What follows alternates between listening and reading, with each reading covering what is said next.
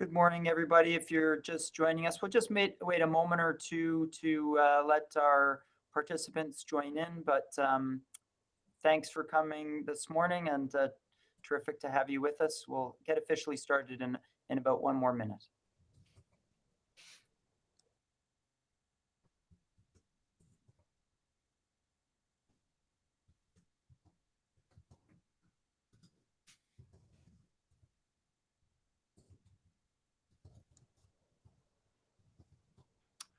Okay, well, good morning. My name is Eric Adams, and so pleased to have folks from around the world joining us electronically this morning for this really exciting start of a two-day event, um, the Legacies of Patriation Conference. We're taking this opportunity to interrogate, celebrate, examine the 40th anniversary of the passage of the Constitution Act of 1982, to think about and reframe and discuss the patriation moment and its impact on Canadian constitutionalism. We're tremendously excited that you're here to be part of it. We have an incredible roster of scholars from a range of disciplines and perspectives. And this electronic gathering, surely impossible to imagine in 1982, 40 years ago, is allowing us to be together in new and exciting ways. Though I think we can all regret a little bit that we're not here in Edmonton celebrating this moment together as well. Some of you will be in Edmonton, Treaty 6 territory, where I'm coming from this morning. I can tell you that it's a beautiful morning dawning on the prairies today. And to get us started in a good way, we're so thankful that Professor Matthew Wildcat of the Department of Political Science at the University of Alberta, a Nehiyaw and a member of the Ermineskin Cree Nation, is here to acknowledge the territory that we're coming to you from. So I'll hand the floor over to Professor Wildcat. Great. Thanks, Eric. So, yeah, I don't open conferences of this scale too often, but when I was invited, I thought it was important for someone to do it, and so I'm here in Edmonton in Treaty 6 territory, also homeland of the Métis Nation. And before I provide a more detailed territorial acknowledgement, I did want to talk about why we do this, why we've created this practice of giving these territorial acknowledgements to open events. And so in the fall, I actually did a territorial acknowledgement for the Charter at 40 conference hosted by Yasmin Awulaban. So part of that was also inviting Dr. and Chief Wilton Littlechild, who was my next door neighbor growing up on Ermineskin Reserve. So it's kind of an interesting story of growing up on a reserve beside such an esteemed person. And I had when I asked him to be part of the conference, I brought him tobacco, this protocol, right? And I've only ever brought Willie tobacco twice in my life. So and they both involve what I think is constitutional issues. So the first time I did it was in 2000. I was in grade 12. I was the only Indigenous student in my Social 30 honors class in Wetaskiwin, which is the closest non-native town to Musqueam. So the Burt Church crisis was in its second season of intense tension after the Marshall decision, and I got in a really superheated debate with about 5 or 6 of my classmates. The teacher didn't intervene. Any of the students who were sympathetic to my position, they never said anything. They only came and talked to me afterwards and said that they agreed with me or that they sympathized with me. And I don't remember what I said to my parents at the time, but it was clear, feeling ganged up on that it was one of those moments where we as Indigenous people needed to take some additional time and energy to explain to non-Indigenous peoples in a patient and diplomatic and reasonable fashion why something wrong had occurred in this ganging up of me and discussing this issue. And so it was something that I seen lots. It was similar to the time my father had to intervene into a packed parent council meeting at the school I was going to in Wetaskiwin, where you had 50 parents rather than 5 because of an incident that had occurred between Indigenous and non-Indigenous students, where people wanted, in a very coded way, to create residency requirements all of a sudden and remind people about the values of the school and why residency requirements would contravene those values. Or I think more recently, I think of it as similar to a time, this is after the verdict came out for Gerald Stanley and the Colton Boushie in his killing of Colton Boushie of not guilty. And this was Hadley Friedland was there. This was a breakfast at an IHOP, and Corey Lightning was saying how she had to go out to Ponoka to discuss with some parents who had uninvited the only Indigenous kid invited to a birthday party after that verdict had come out for no reason other than that kid was Indigenous, and had to go explain to them, why that was racist, why you couldn't just uninvite Indigenous children because of a tense moment that we were having with each other. And all of these practices were just, for me, they were normal when I was growing up. And so, when my parents arranged for me to go see Willie, they explained the meaning of protocol to offer him tobacco. And, I had to explain why I was asking him to do something. And so Willie came to my social studies 30 honors class to explain Indigenous rights. He explained the whole thing in 2000. It was so amazing. And what I remember is Willie got off a red eye from Geneva, and then came to our class and proceeded to break down treaty rights, what was still the draft Declaration of the Rights of Indigenous Peoples, and why the Marshall Decision, why Aboriginal rights are a thing, right? And so it's so funny to me that I would never guess that constitutional dialogue would also be something that helps me learn about and maintain Indigenous protocol.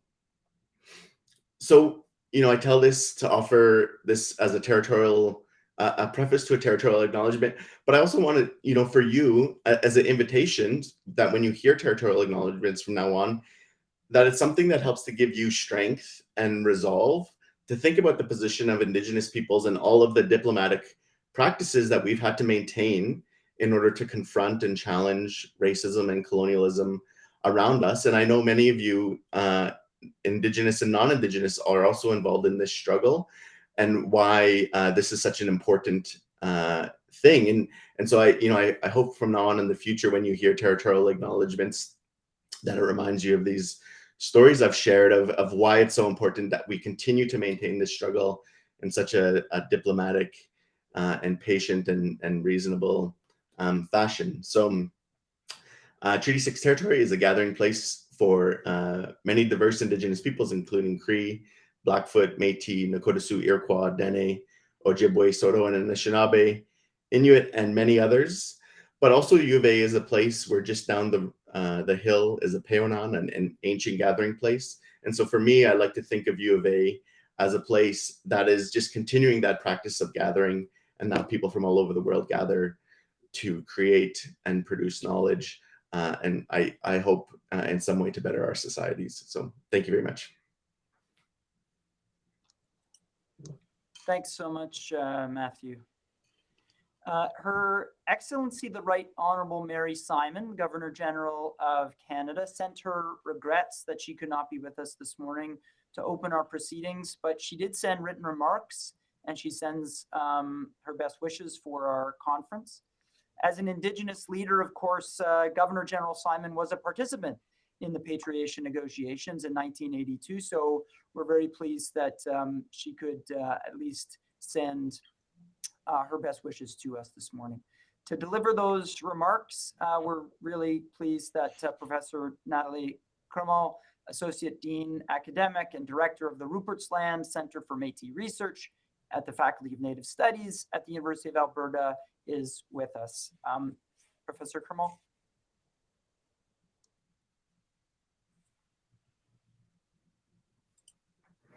Oh, you've got to unmute.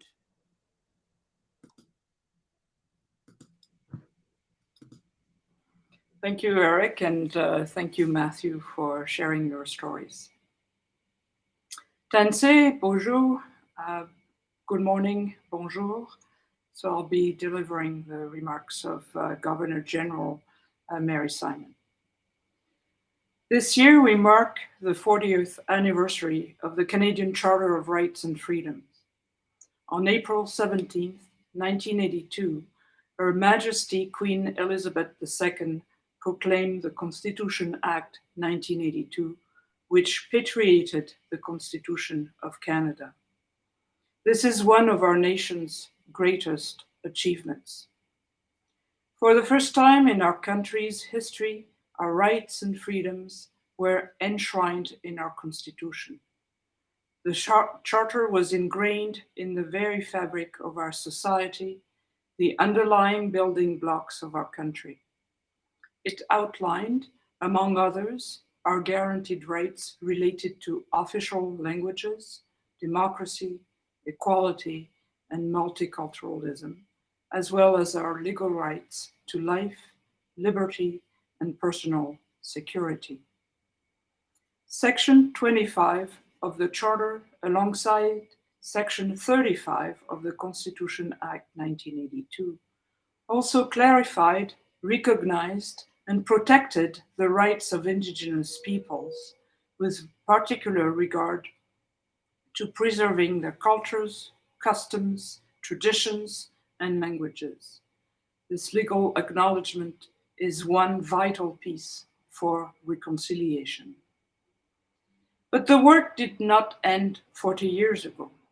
We are still, all of us, striving to create a truly equal country, one where diverse communities are treated with respect and understanding, where we all have equal opportunities for success, where we can all contribute to reconciliation, which is not one single piece of legislation, nor an undertaking with an end date.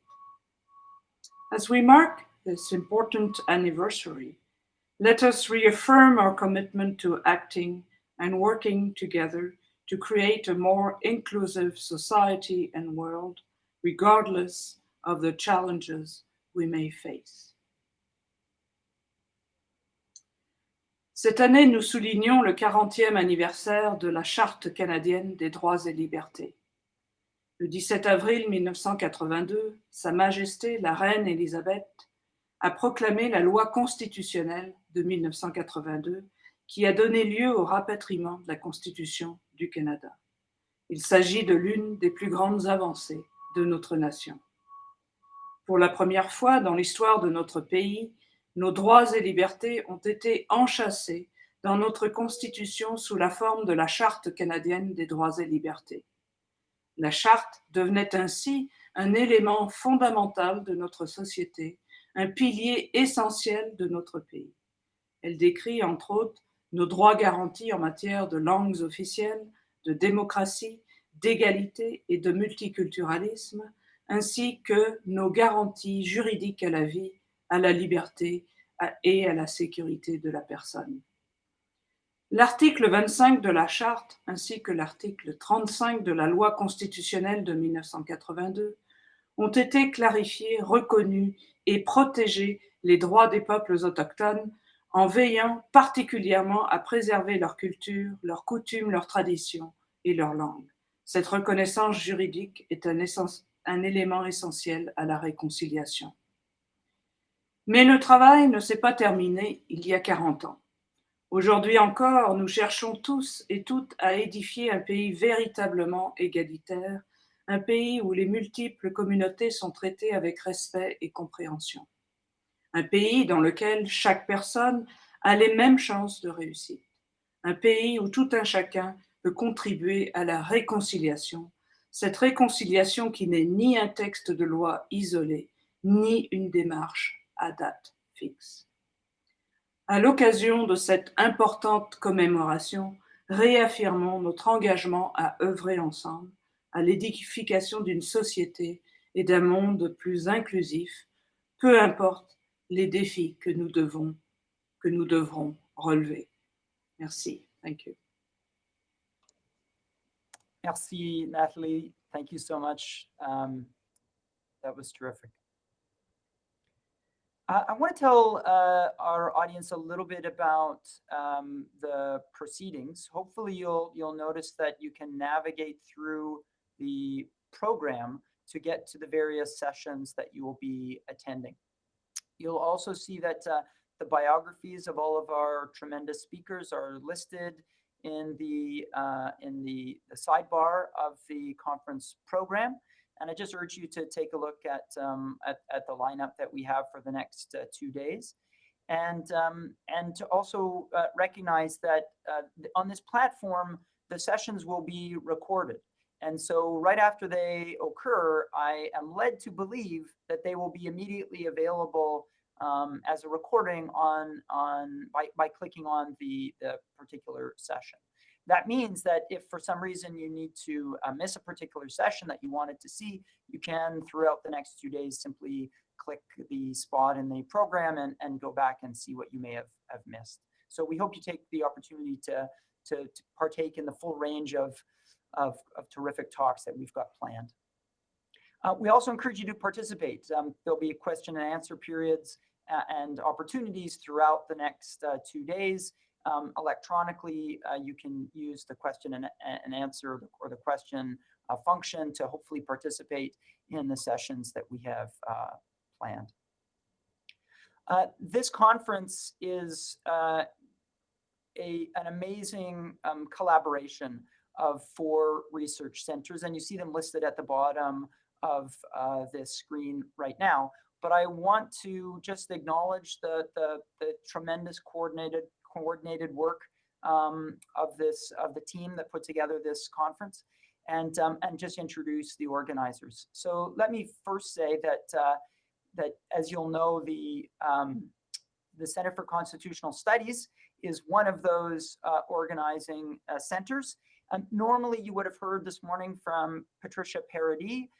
Pat very unfortunately can't be with us today. She would normally be giving these remarks as our executive director, but she sends us her best, and she's excited for this event and the days that will follow.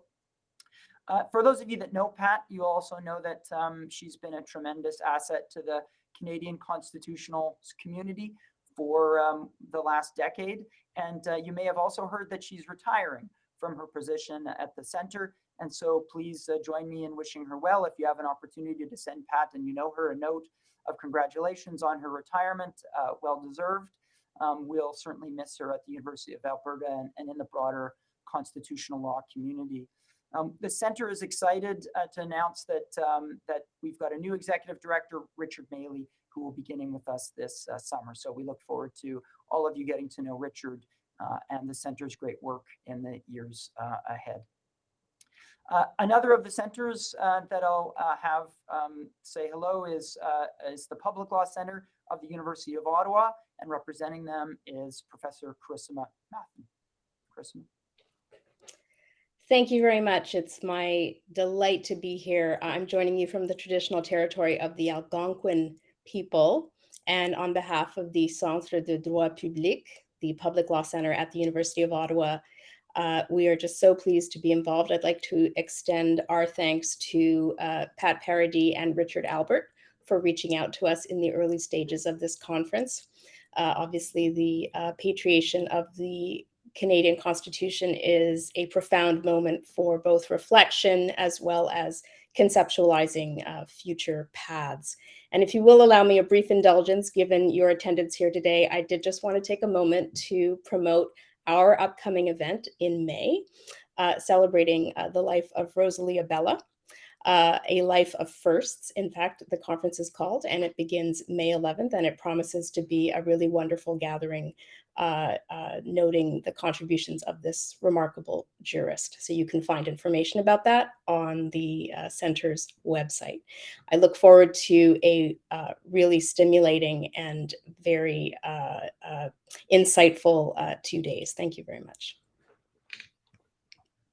Thanks, Carissima. I think I will be seeing you at the Justice Abella conference shortly.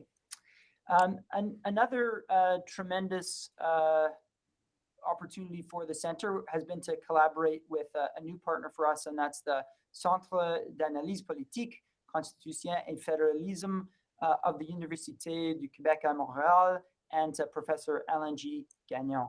Alain G. Gagnon, I'll have you say hello. Well, good morning, everyone. I'm obviously very pleased to join such a team of colleagues and research centers that care about constitutional well-being of the country. And to go right to the question that I will want us to address is that 40 years after patriation, in what ways the country has changed and have the conditions for a fairer, more humane and democratic society been assembled? I think we need to address that very, very squarely. It remains puzzling to some ways that 40 years after patriation, there are people and political community who still have a sense of disconnectedness with respect to the most important constitutional moment in our life. Cases in point obviously includes the member of the First Nation and Quebec. So have Canadians developed a sense of being participants in building this country, or have they instead become simple observer watching a political game from the sideline? So many questions definitely remains unanswered. This is why we have this event. Among these questions, I will simply raise a couple of them. The status of the First Nation. Are First Nation satisfied? The status of Quebec, the status of the West, which region wants in and wants a substantial Senate reform. The users of notwithstanding clause also is to be questioned, and we've seen recently people who were not pleased with Quebec using the notwithstanding clause. 40 years after the event, Canadians do not have the same recollection of patriation. And that in and of itself is an important statement, as we witness in the past few days, editorials in many newspapers across the land. People did not agree on what is to be remembered. So to put the cards on the table for me, what matters most at the moment with respect to the Constitution is first to find ways to set a course that rests both on legality and legitimacy, and two, to revive a federal spirit that aims at sharing rather than disputing sovereignty. So wishing everyone a great conference. Obviously, I will celebrate at the end of the couple days to the extent that we can, in fact, agree on some elements, in some ways to disagree on a variety of points, so that we can construct and build a better country. Thank you. Thanks, Professor Gagnon. Wonderful set of, I think, opening questions that I hope will help to animate the sessions to come. If Pat was here, I know she would want to pay a particular thanks to our last representative, Professor Richard Albert, who's, I think, done more than anyone here to get this conference moving. It was his idea to contact Pat and the center, and he's really been the driving, I think, heart and impetus of this event. So we owe tremendous thanks to Professor Richard Albert, who is representing the Constitutional Studies program at the University of Texas at Austin. Richard, say hello. Thank you so much, Professor Adams, Eric. This is a wonderful day to hold this program. Looking forward to it so very much. In fact, I'm standing right now on the campus of the University of Texas at Austin, which is situated on the indigenous land of the Tonkawa. And their careful stewardship of these grounds has made it possible for me and so many others to live a joyful life of learning. And so I honor the Tonkawa. I honor the many indigenous peoples connected to this space. And I ask you to join me in remembering the painful history of forced removal that is the proximate cause of everything this university has been able to achieve. I'm so excited about this conference because of the things that have led to it. We've joined together across jurisdictions to collaborate, to plan this program. And I can tell you, as professor of world constitutions, I travel around the world quite frequently. I often hear in my conferences and collaborations and lectures, often hear reference to the Canadian Constitution, to the Charter in particular. And what I conclude from all of my travels and everything that I've heard is that the Charter is Canada's gift to the world. And so for me, this conference is an opportunity to showcase all of the good that the Charter has brought in Canada and around the world. It's been an influence for so many constitutional acts, constitutional texts around the world. But that's not to say that the Charter is perfect, nor that our Constitution, I'm Canadian after all, nor that our Constitution is perfect. And so for me, this is partly a celebration of all we have achieved, of the accomplishments we've made together, but also of the many, many miles that are left to go for us to truly create a space and a country and a community of belonging and welcoming for all. And so with that, thank you so much to my partners in putting together this conference. Thanks to all of you, the attendees, for being here today and tomorrow. I look forward to what is to come. Terrific. Thanks, Richard. So I'll just say we're approaching 8:30, and so I hope you'll join us at our next session at 8:30 on Section 35, Constitutionalism and Legislative Reconciliation, and really the tremendous program that's to come. Whatever you can come to, please do so, and we look forward to these conversations in the days ahead. I'll just close by noting that 40 years ago, April 17th, 1982, in a fairly steady drizzle, the Queen signed the Constitution Act of 1982 into law. And just before she did so, Pierre Trudeau, in making his remarks, talked about the bringing home of Canada's Constitution and the beginning of a new spring. And it strikes me that that metaphor of spring is really the right one for that moment and for this Constitution. And I'm not sure, in fact, Prime Minister Trudeau meant to invoke all the elements of spring that I think that Canada brings to the table. But spring, it seems to me, is also a moment where, as people in this country will know, there can be disappointment. There can be dashed hopes. It can seem a long way off, despite the date on the calendar. And so a new spring is also a process. It's a beginning, but one that is also a happening and a transformation. And so I think that that we will do well to hold on to the spirit of that metaphor of our Constitution in the 4 decades to come.